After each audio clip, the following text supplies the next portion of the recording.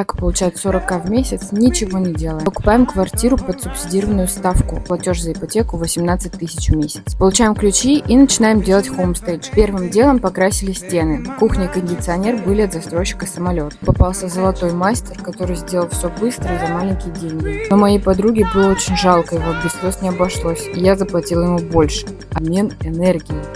Столы, стулья, тумбу мы собрали с подругой сами. Так как это студия, я знала, что нужно будет зонировать пространство. Нашла на Авито плотника, который долго и дотошно, но идеально сделал рейки на натяжной потолок. Кстати, рейки обошлись мне в 45 тысяч вместе с работой. Это дорогое удовольствие. Но выглядит супер уютно за счет них, плюс есть рабочая зона. Продолжение смотрю во втором рилсе.